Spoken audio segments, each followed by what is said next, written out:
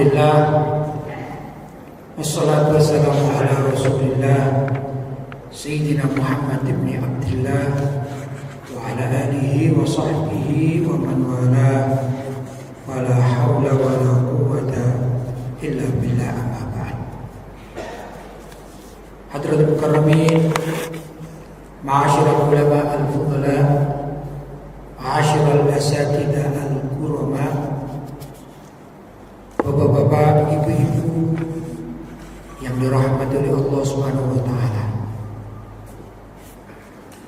Alhamdulillah, pada pagi yang baik ini saya bisa bersilaturahim dengan bapak-bapak dan ibu-ibu di tempat yang sangat mulia ini, masjidun min masajidillah, masjid dari salah satu masjid milik Allah. Mudah-mudahan perjumpaan kita dicatat oleh Allah SWT sebagai amal ibadah yang pahalanya berlipat ganda. Allahumma amin. Bapak-bapak dan ibu-ibu yang dirahmati oleh Allah, tema yang diberikan pada saya oleh panitia itu terkait dengan satu kitab yang namanya ini, Mafahim Yajibu An-Tusohhah, artinya faham-faham yang perlu diluruskan. Dan ini paham-paham yang berkembang di masyarakat. Ternyata ada beberapa paham yang secara ilmiah itu melenceng dari ajaran syariat, maka perlu diluruskan. Ya. Kita ini memang senang kalau kita berada pada rel-rel yang benar, di jalan yang lurus. Itu kan doa kita ya, di dalam sholatnya, juga dalam surat Al-Fatihah sebutkan ihdinas siratal mustaqim, tunjukilah kami jalan yang lurus. Jalan di sini adalah seperti gambaran rel kereta api. Jalan, kalau kita naik kereta api, kereta apinya itu berada pada garis yang telah ditentukan, maka dia akan selamat, begitu ya. Tapi kalau naik kereta api sudah diberi rel jalan, tapi kereta apinya bosan, minta di jalan raya tempatnya mobil itu, jadinya gimana? Rusak kan? Rusak. Karena yang sudah semestinya kalau naik kereta api sudah ada jalur jalannya, itu lebih mudah dipahami seperti itu.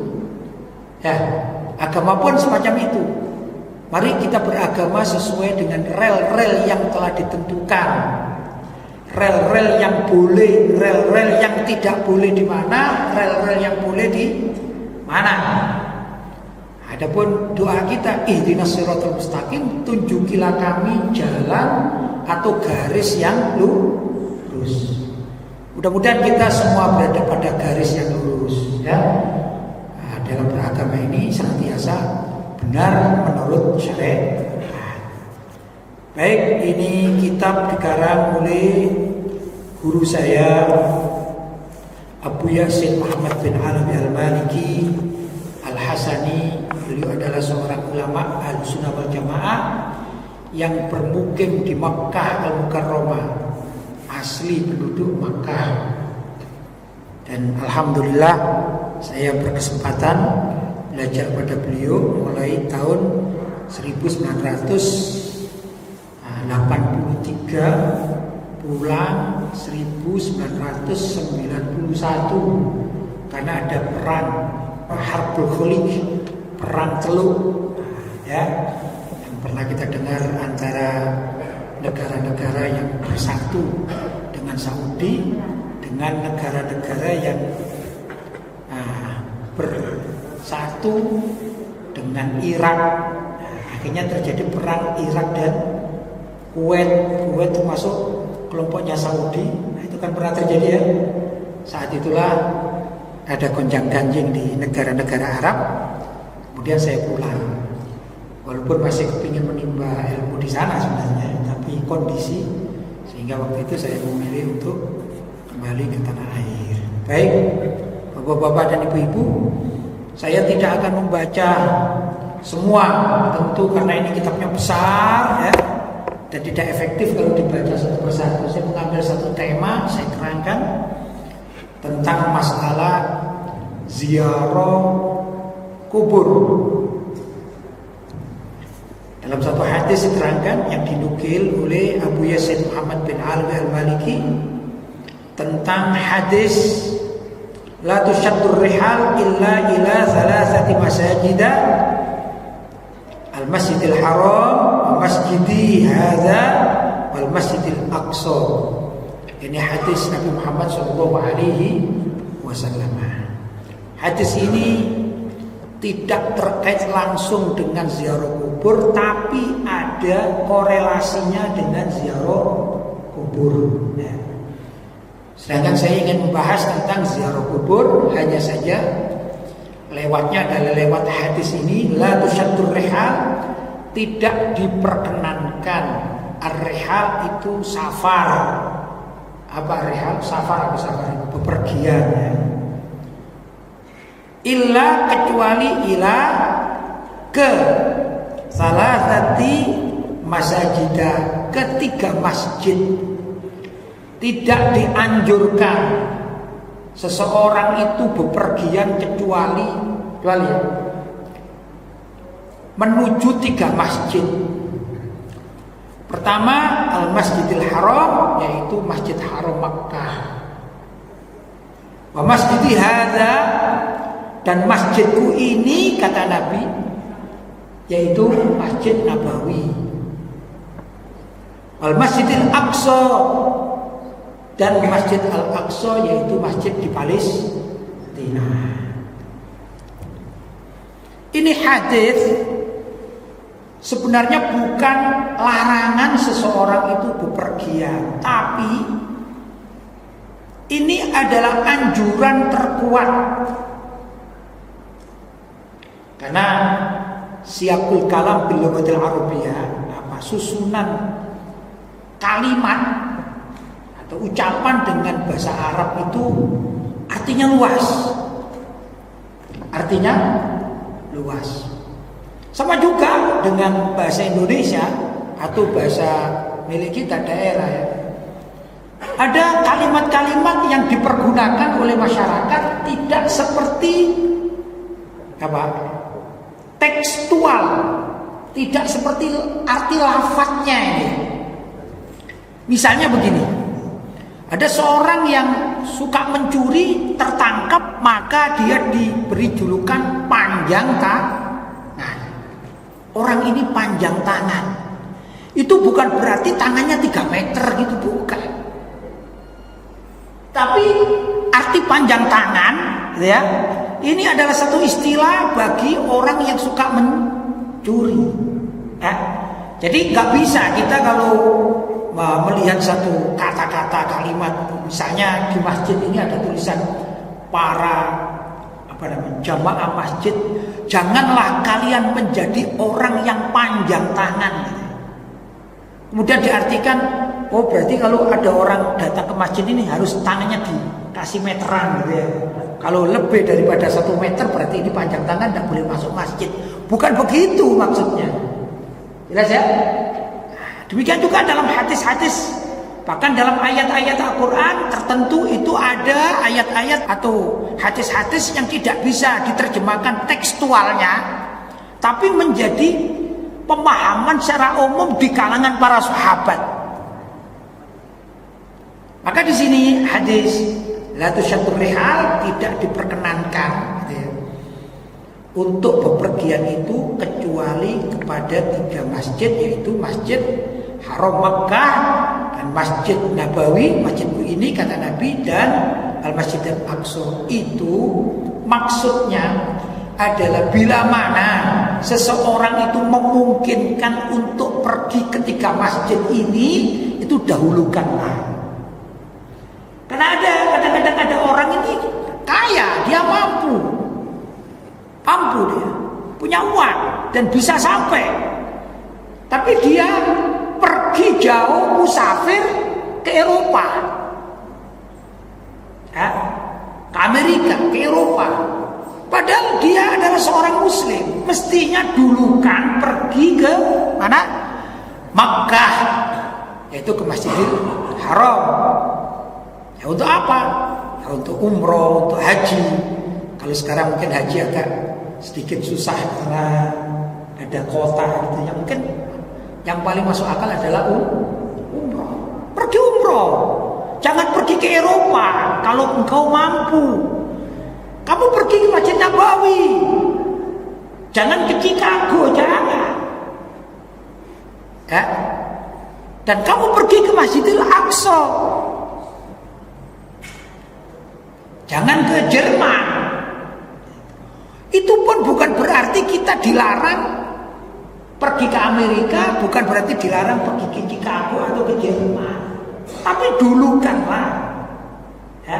Dulukanlah pergi ke tempat-tempat yang disebut oleh Nabi Shallallahu Alaihi Wasallam. Tapi ada kelompok yang salah paham,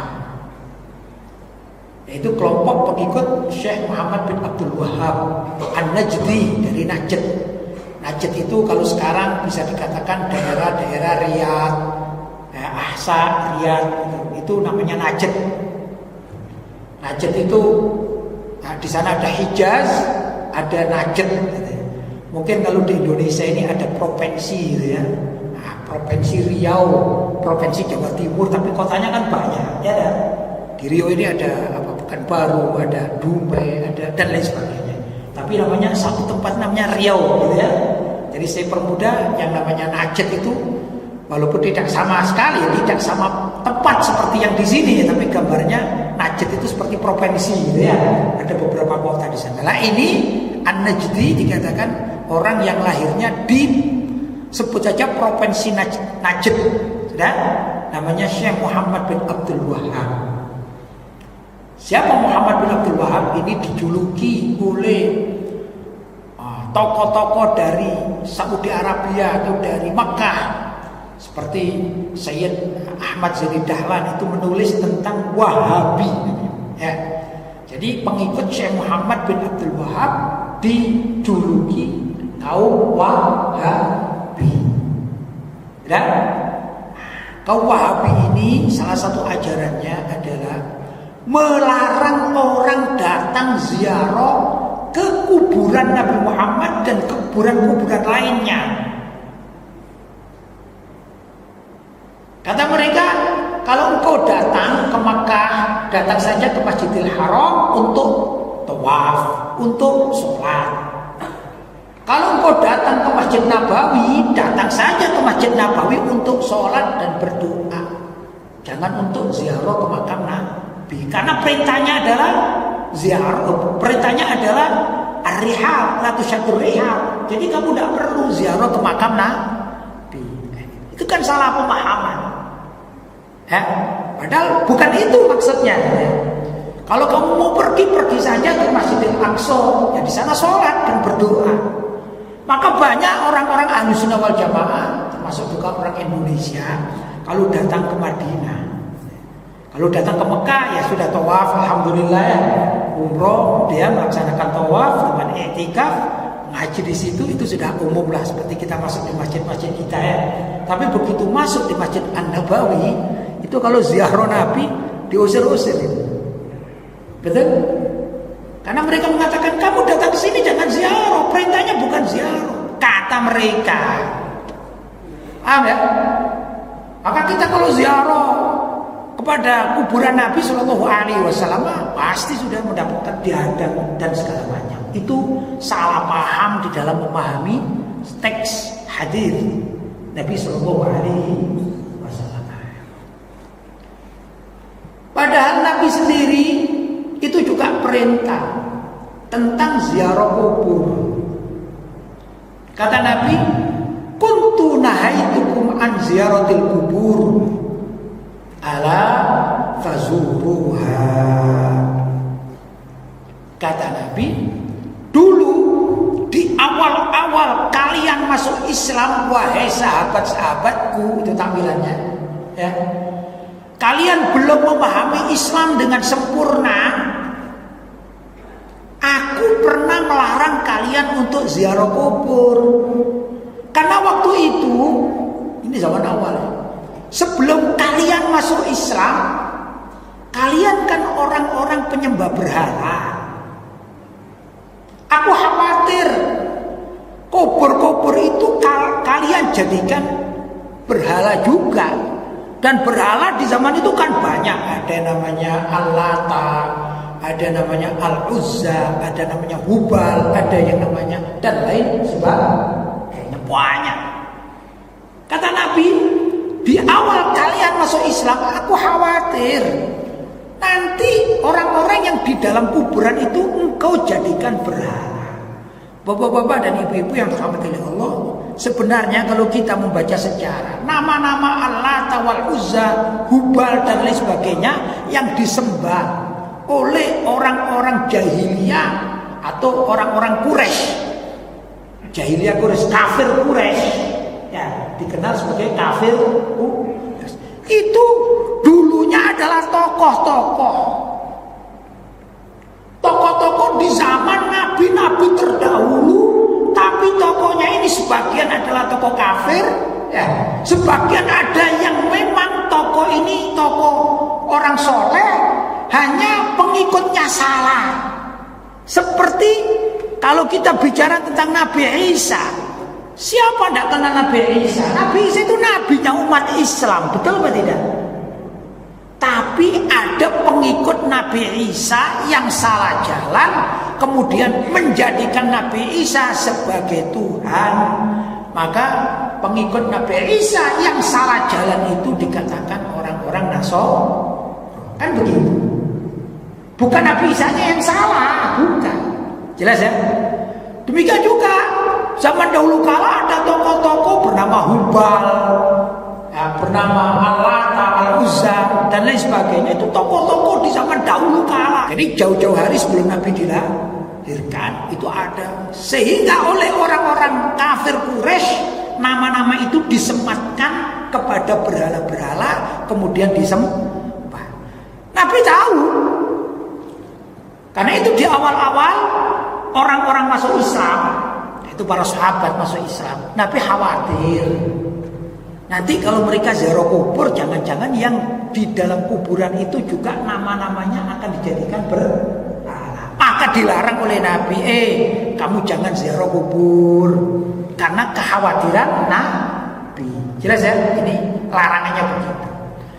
Tapi setelah para sahabat itu mantep imannya, hafal Quran, sudah menjadi murid-murid Nabi yang setia, bahkan juga tabligh, ikut, hasil Islamnya kuat, seperti bapak-bapak ini dan ibu-ibu.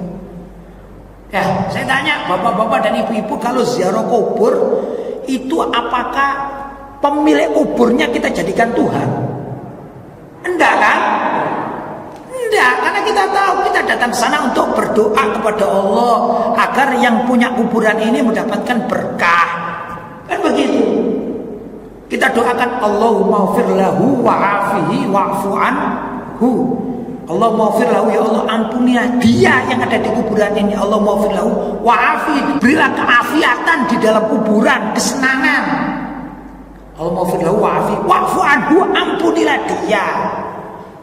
Bahkan doa ini dianjurkan di dalam sholat jenazah. Jelas ya? Sudah.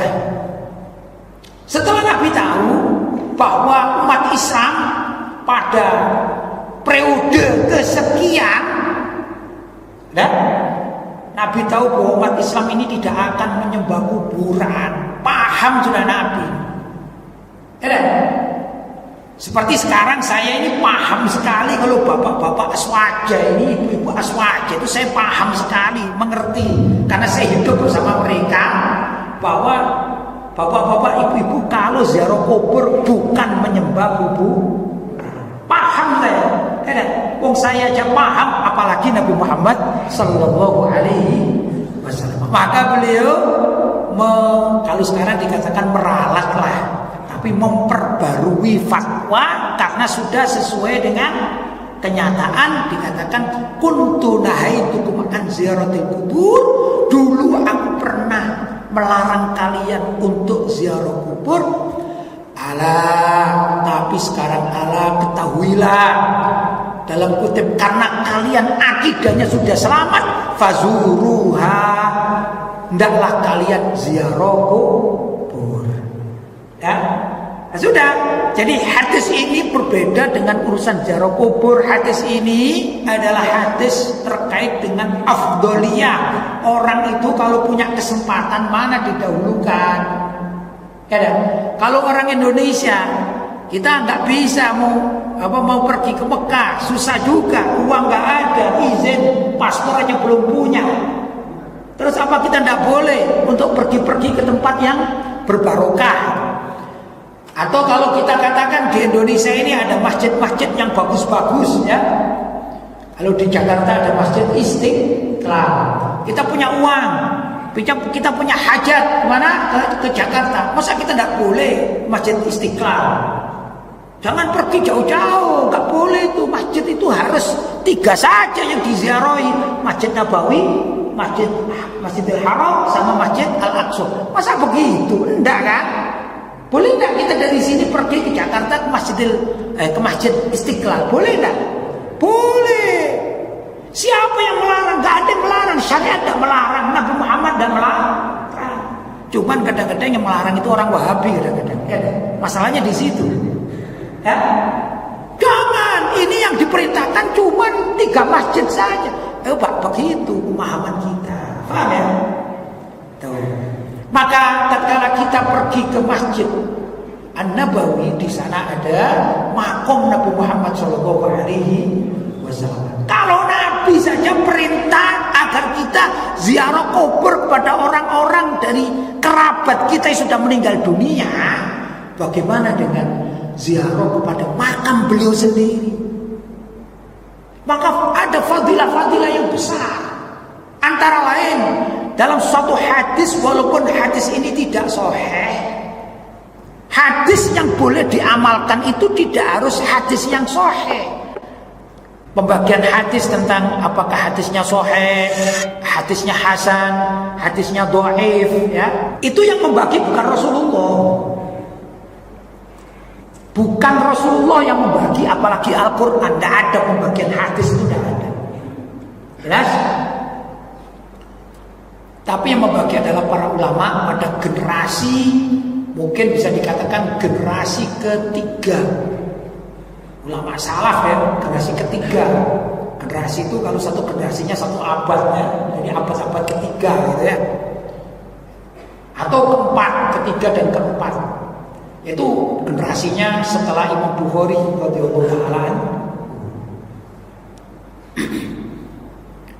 Ada hadis yang mengatakan man zara qabri wajabat lahu syafaati.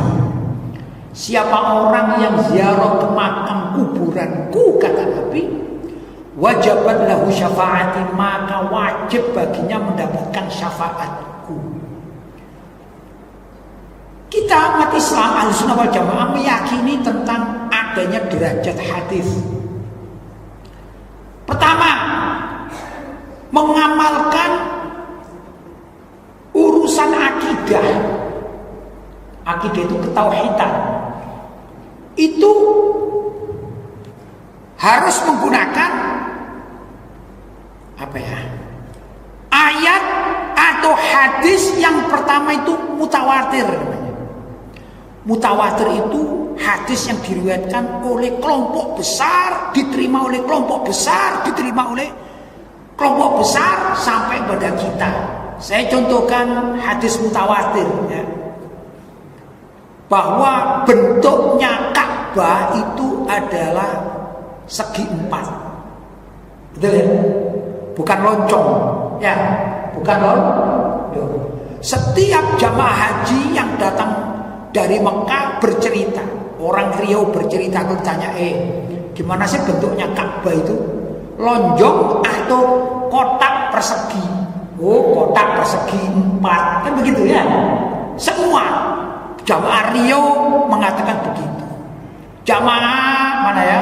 Misalnya orang Jawa, Pulau Jawa, semua mengatakan begitu, bahwa bentuk Ka'bah itu bukan lonjong tapi kotak. Semua di dunia ini mengatakan demikian. Dari generasi pertama sampai generasi kapanpun, itu beritanya namanya berita mutawatir. Paham ya?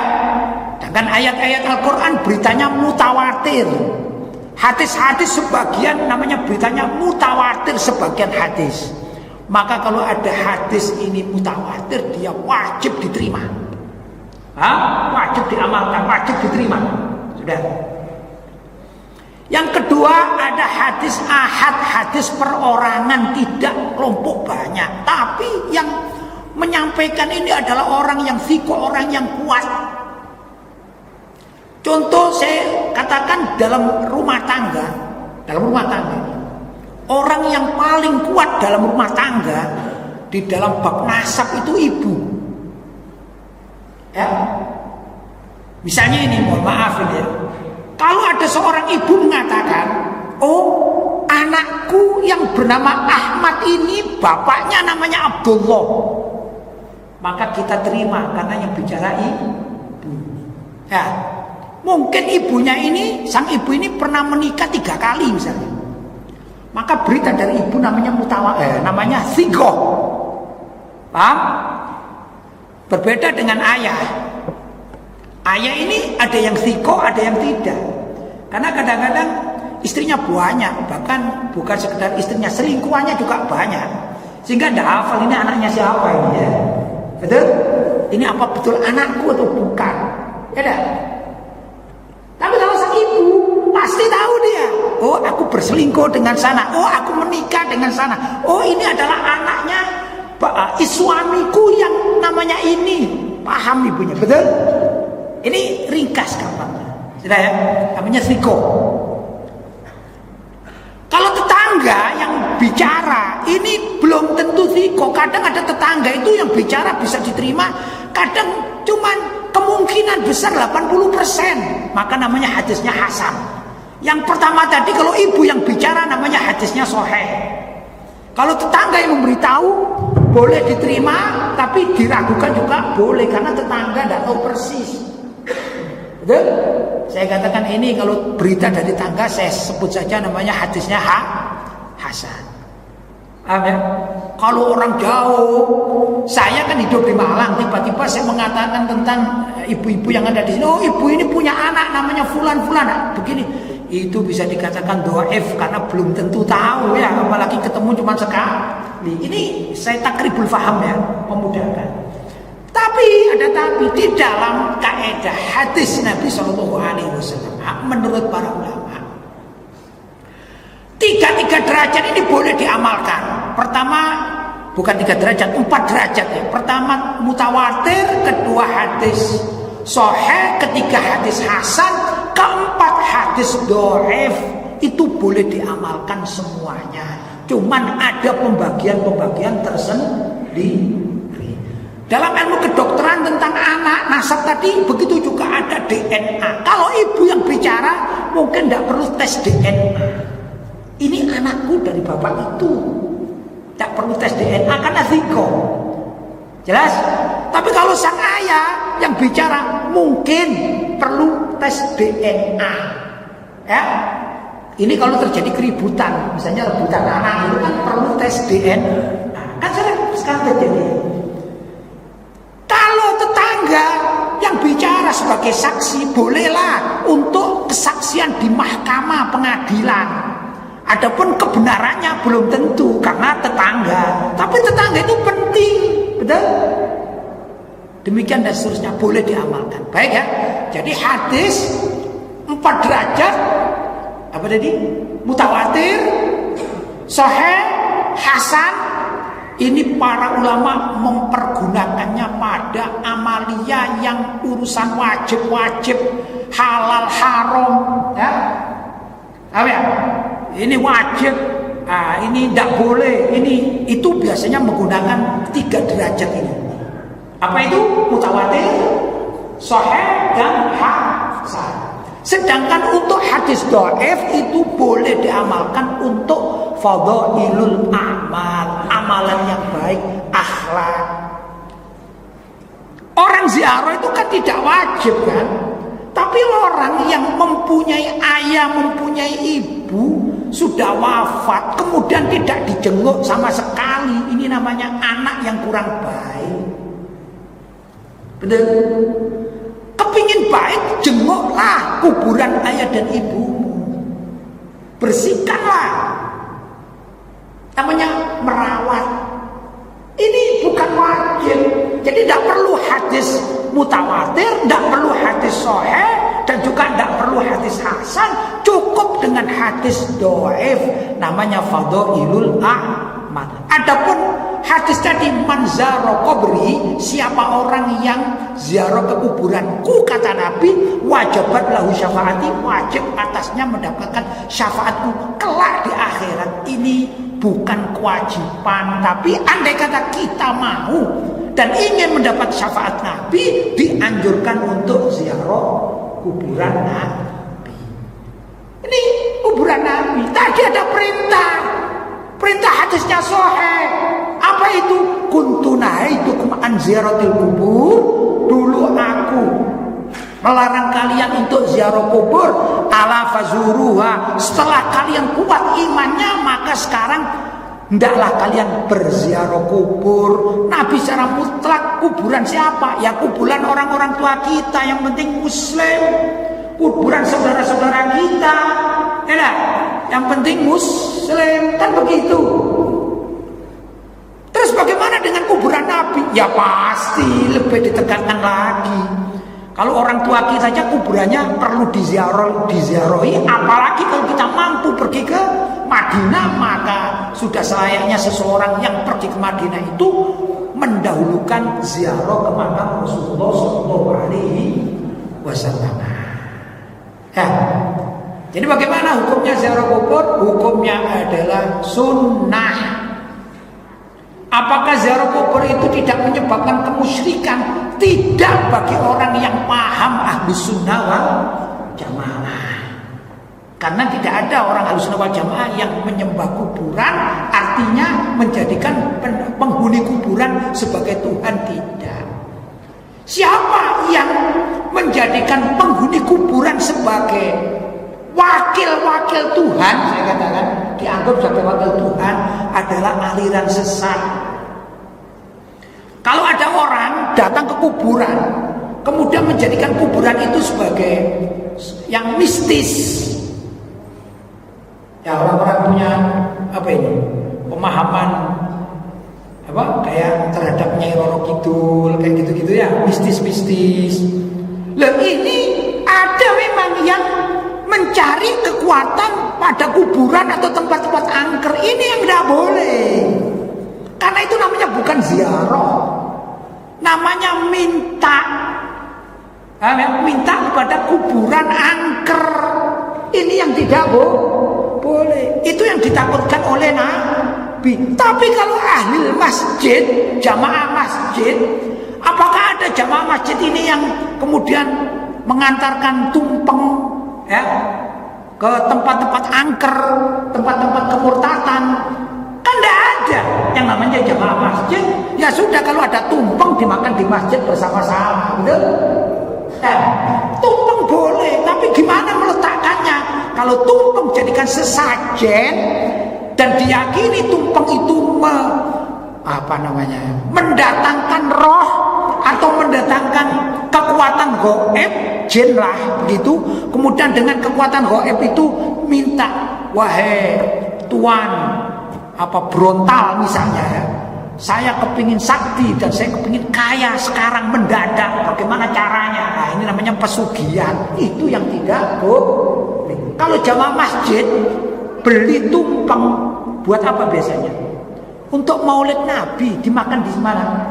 Di masjid atau di tempat rumah-rumah secara bersama-sama. Siapa yang mendapatkan suguhan? Yang mendapatkan suguhan adalah umat Islam. bertasyakur, sedekah. Boleh tidak boleh? Menjadi boleh. Jelas ya? Menjadi boleh. Bukan tumpengnya. Jadi tumpeng itu sendiri tergantung. Kalau orang Islam membuat tumpeng kemudian dihadiahkan pada pendeta di gereja seperti film The Santri, jadi haram jadinya. Gak benar namanya. Ya, tapi kita umat Islam bikin tumpeng dimakan untuk selamatan sendiri, tasyakuran, menjadi boleh.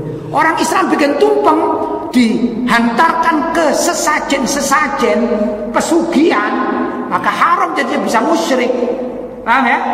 Demikian juga orang ziarah kubur. Kalau ahlul masjid, ahlus sunnah wal jamaah mengerti hukum, maka tidak satu pun dari mereka yang datang ke kuburan untuk menjadikan penghuni kuburan itu sebagai wakil-wakil Tuhan atau Tuhan, ya, titisan Tuhan, seperti orang-orang Nasrani yang menjadikan siapa?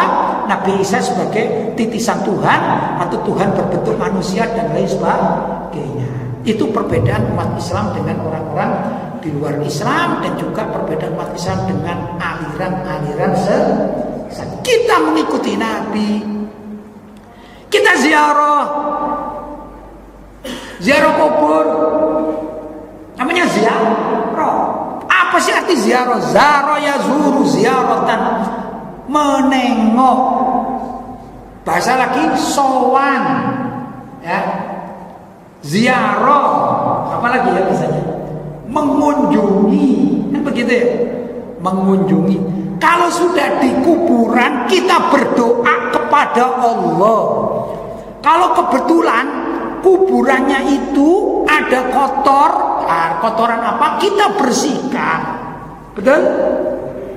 Karena kebersihan itu juga perintah. Jadi kuburan itu sebaiknya adalah bersih, maka itu dikatakan rumah masa depan. Kuburan itu adalah rumah masa depan. Perlu bersih agar apa? Penghuninya senang, yang ziarah senang. Betul? Kita punya rumah, misalnya ini rumah seperti masjid. Kalau masjidnya ini bersih, nggak ada rumah-rumah apa, laba-laba yang bersarang, oleh takmirnya dibersihkan setiap saat. Kita senang memasukinya. Betul?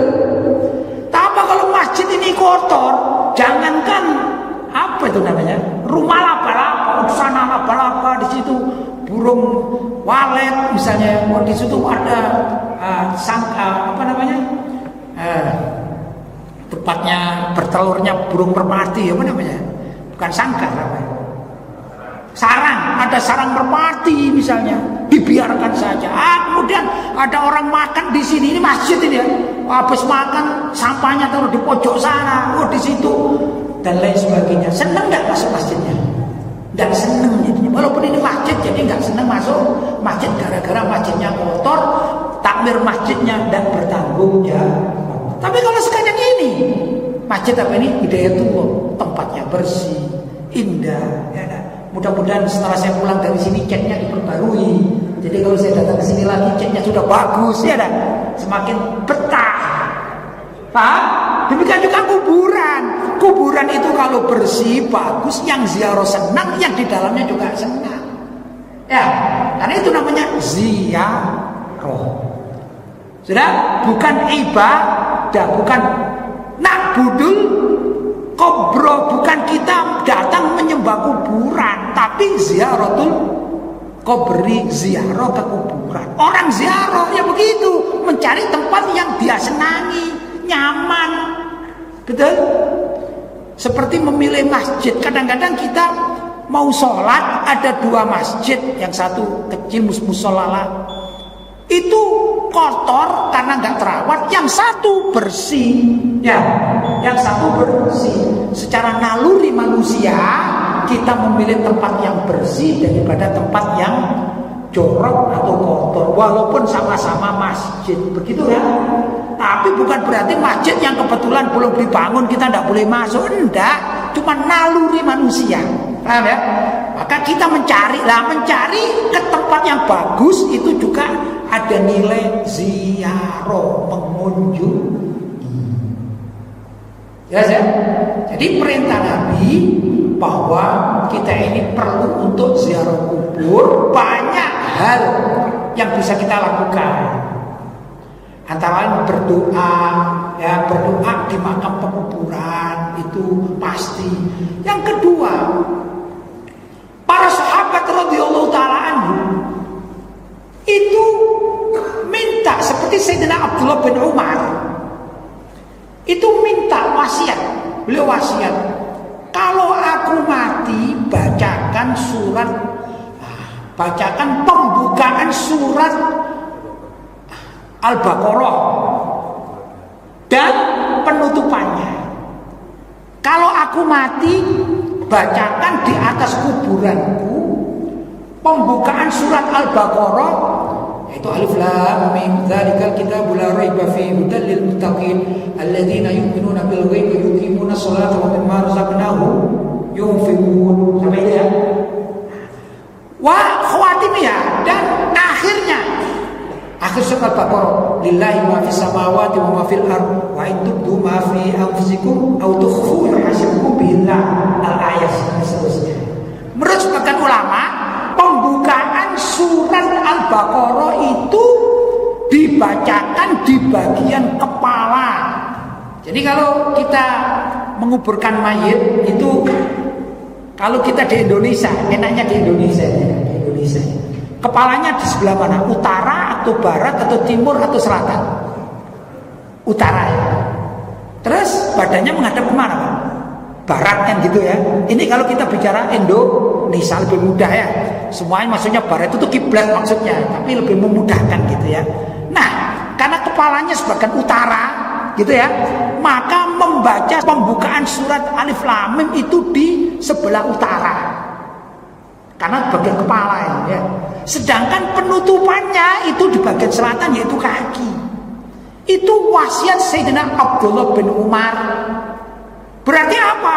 Berarti orang pertama begini, Sayyidina Abdullah bin Umar tidak mungkin mengarang-arang sendiri, itu tidak mungkin kecuali ada tuntunan dari Nabi Muhammad SAW, walaupun tidak tekstual. Jadi Sayyidina Umar itu secara kontekstual menerjemahkan pemahaman apa yang diajarkan oleh Nabi, sehingga Sayyidina Abdullah bin Umar sahabat ini berwasiat, kalau aku mati tolong dibacakan di bagian kepalaku ya.